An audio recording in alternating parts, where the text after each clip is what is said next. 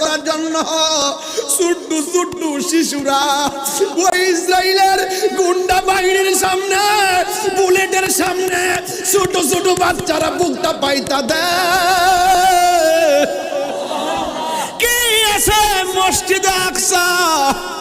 কিছু কিছু ফিলিস্তিনিরা কয় এই মসজিদটাতে অসংখ্য নবীগণ নামাজ পড়েছে, এই মসজিদটা এমনি বানানো হয় নাই, সমুদ্রের তলদেশ থেকে জিনের মাধ্যমে পাথর তোলা হয়েছে, প্রত্যেকটা পাথরের গায়ে সূরা ইয়াসিন লেখা আছে।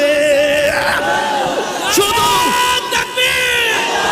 ইয়া রাসূলুল্লাহ, অনেক নবীর কাছে গেছি 60 বার, কোন নবীর কাছে গেছি আমি 100 বার, কোন নবীর কাছে গেছি 200 বার, কোন নবীর কাছে 600 বার। ইয়া রাসূলুল্লাহ, আপনি নবীর কাছে আমি 24,000 বার রওয়ায়াতে পাইলাম।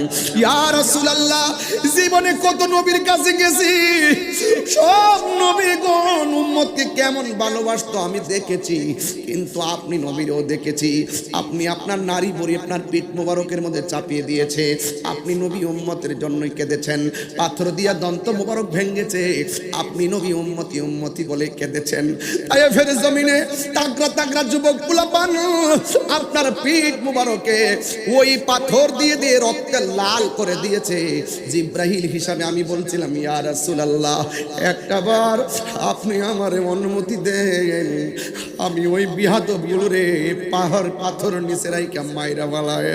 ইয়া রাসূলুল্লাহ, আপনি আমার বলেছেন হে জিব্রাইল, আমি তো কালিমুল্লাহ নয়, আমি তো রুহুল্লাহ নয়, আমি তো খলিলুল্লাহ নয়, আমি তো হাবিবুল্লাহ, আমি তো রাহমাতুল লিল আলামিন।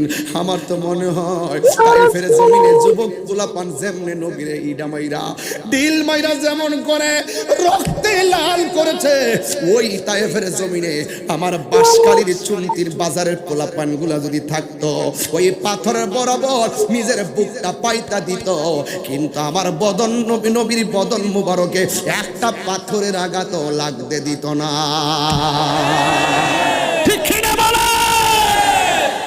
আল্লাহ বলেন দুষ্ট আমার